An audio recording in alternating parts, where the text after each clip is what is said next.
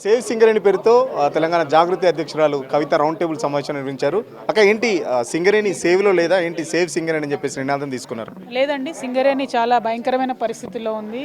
ప్రతి చోట కూడా కార్మికులంతా కూడా బాధపడుతున్నటువంటి సందర్భం, బాధపడుతున్నటువంటి పరిస్థితి. ఎందుకంటే కొత్త గనులు ఎక్కడ ఓపెన్ అవుతలేదు, ఉన్న గనులలో ఎంప్లాయ్మెంట్ కరెక్ట్గా లేదు, మెడికల్ బోర్డు పెట్టడం లేదు. అదేవిధంగా అలియాస్ నేమ్స్తో ఇబ్బంది పడుతున్నటువంటి అనేక మంది, వందలాది మందిని ఇబ్బంది పెడుతున్నారు. చిన్న చిన్న వసతుల దగ్గర నుంచి కూడా ప్రతిదానికి పోరాటం చేయాల్సి వస్తుంది. పైగా మనుగూరు లాంటి గ్రామాలు, ఊర్లు మొత్తానికే పోతున్నటువంటి సందర్భంలో కూడా కనీసం ప్రభుత్వంలో చలనం లేకపోవడం అన్నది దారుణం. అందుకే ఇవాళ సేవ్ సింగరేణి అనేటటువంటి కార్యక్రమాన్ని తీసుకున్నాం. 11 ఏరియాల నుంచి కూడా వచ్చినటువంటి కార్మిక మిత్రులందరితో కూడా మాట్లాడినాం. ఇతర కార్మిక సంఘాలు అంటే టీబీజీ కేసు లాంటి సంఘాలు నల్ల బ్యాడ్జీలు పెట్టుకొని మెల్లమెల్లగా నడిస్తే వినేటటువంటి ప్రభుత్వం కాదు ఇది. గట్టిగా పిడికిల్లి బిగించి పోరాటం చేస్తేనే వింటున్నటువంటి చెవిటి ప్రభుత్వం ఇది. కాబట్టి బలంగా పోరాటాలు చేయాలి, బలంగా పోరాటాలు చేయాలని వాళ్ళ నిర్ణయం తీసుకున్నాం. అన్ని కార్మిక సంఘాలను కూడా కలుపుకుంటాం, వాళ్ళందరినీ కూడా రిక్వెస్ట్ చేస్తాం పోరాటంలో కలిసి రమ్మని. తర్వాత ఎట్లా అన్నది కార్యాచరణ ప్రకటిస్తాం. బట్ ఇబ్బందులు చాలా ఉన్నాయి, సింగరేణిని సేవ్ చేయాల్సిన అవసరం అయితే ఉన్నది. అంటే కార్మికులకు సంబంధించి కూడా గ్రౌండ్ లెవెల్లో చాలా వరకు వేధింపులు ఎక్కువవుతున్నాయని చెప్పేసి కార్మికులు కంప్లైంట్ చేస్తున్న పరిస్థితి. మరోపక్కన ఏదైతే మన బట్టి కూడా మాట్లాడి 13,000 ఉద్యోగాలు అక్రమంగా సంపాదించారు, దానికి సంబంధించి ఒక కమిటీ కూడా ఇస్తామని చెప్పేసి చెప్తున్నారు. ఎట్లా వస్తున్నారు? బట్టి గారు చాలా గట్టి మోసం చేసిరండి. ఎందుకంటే మాకు బాగా నమ్మకం ఉండే అన్న అర్థం చేసుకుంటాడు, కోల్బెల్ట్ ఏరియా, మదిర, కొత్తగూడెం ఇబ్బందులన్నీ తెలిసినటువంటి బిడ్డ అనుకున్నాం. పైగా సింగరేణిలో నిజంగా 90% ఎస్సీ ఎస్టీ బీసీ బిడ్డలే ఉంటారండి, తక్కువ వేరే కమ్యూనిటీస్కి సంబంధించిన వాళ్ళు ఉంటారు. అది ఇప్పుడు జనరల్గా జరుగుతున్నాడు. సో ఒక సానుభూతితో, ఒక మానవీయ కోణంలో ఆలోచించాల్సినటువంటి ఉప ముఖ్యమంత్రి గారు అసెంబ్లీలో నిలబడి అధికార దర్పాన్ని ప్రదర్శిస్తూ 13,000 మంది ఎంప్లాయీస్ ఎక్సెస్ ఉన్నారంటే ఏమన్నమాట? అది ఇదివరకు ప్రభుత్వం పాలసీ డెసిషన్ తీసుకొని ఇచ్చినటువంటి ఉద్యోగాలు. అదేదో వాళ్ళు ఊరికే వచ్చిన వాళ్ళు కాదు కదా, వాళ్ళ పేరెంట్స్ ఉద్యోగాలు చేస్తే డిపెండెంట్ ఉద్యోగాల్లో ఆ స్కీమ్లో వచ్చినటువంటి వారు అన్ని రకాలుగా లీగల్గా ఉన్నటువంటి ఎంప్లాయీస్ని పట్టుకొని ఎంక్వైరీ చేస్తా అంటే ఏమన్నమాట? మేము అందుకే డిమాండ్ చేస్తున్నాం, అసలు ముందు సింగరేణిలో జరుగుతున్న కరప్షన్ మీద ఎంక్వైరీ చేయండి. కాగ్ రిపోర్ట్ ఇచ్చింది, నేనేదో నా సొంత కవిత్వం చెప్తలేను. కాగ్ రిపోర్టు డీజిల్ కుంభకోణం మీద ఇచ్చింది. కాగ్ రిపోర్టు పోతున్నటువంటి ఇప్పుడు ఏఎల్పి లాంటి మైన్స్ ఉన్నాయి, 8,000 కోట్ల రూపాయలు పెడతారు, ఒక్క పిల్ల బొగ్గెళ్తలేదు, దాని మీద వేయండి ఎంక్వైరీ. అదేవిధంగా ఇప్పుడు నిన్న మొన్న మీరు షో ఆఫ్ చేసుకోవడానికి ఏదైతే వరల్డ్ సమ్మిట్ అని పెట్టినరో అందులో అన్ని దొంగ కంపెనీలు తీసుకొచ్చి అగ్రిమెంట్లు చేసుకున్నారు. ఇవాళ సింగరేణితో 2,000 కోట్ల రూపాయలు వేరే చిన్న కంపెనీతో అగ్రిమెంట్ చేసిరు. మేము అవి ఇవాళ బయట పెట్టినాం, వాటిని ఖచ్చితంగా వెంటబడతాం, వాటి మీద కూడా తీసుకుంటాం. సో అల్టిమేట్గా ఈ ప్రభుత్వం ఏంటంటే కార్మికులు తొలగించాలనేటటువంటి వైఖరి ప్రదర్శిస్తుంది. అది కరెక్ట్ కాదు. ఖచ్చితంగా ఈ ప్రభుత్వం నుంచి సింగరేణి కార్మికులను మేము కాపాడుకుంటాం, బొగ్గుబిడ్డల్ని కాపాడుకుంటాం. మెడికల్ బోర్డుకి సంబంధించి కూడా ప్రధాన సమస్యగా చెప్తున్న పరిస్థితి. ఏం చెప్తారు మెడికల్ బోర్డుకి సంబంధించి? అంటే బేసిక్ ఈ ప్రభుత్వానికి సెన్సిటివిటీ లేదండి, టైం సెన్స్ అర్థమైతలేదు. మెడికల్ బోర్డు అనే కాన్సెప్ట్ ఎందుకు అని అంటే రిటైర్ అయ్యే ఎంప్లాయీస్ వాళ్ళు రిటైర్ అయ్యే కన్నా 2 years ముందే చెప్పాల్సి ఉంటుంది మా వారసులు ఎవరు అని. దాని బేసిస్ మీద ఉద్యోగానికి ఆప్ట్ చేసుకోవాల్సి ఉంటుంది.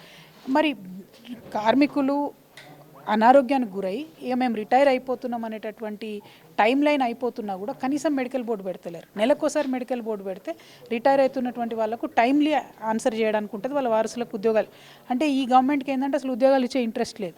ఉద్యోగాలు ఇచ్చే ఇంట్రెస్ట్ లేదు కాబట్టి మెడికల్ బోర్డు పెడుతుంది, దానికి వేరే సొల్యూషనే లేదు. మొన్ననే హెచ్ఎంఎస్ రియాజన్న గారు మేము పోయి ధర్నా చేస్తే వెంటనే 5 రోజులలో పెట్టిండ్రు.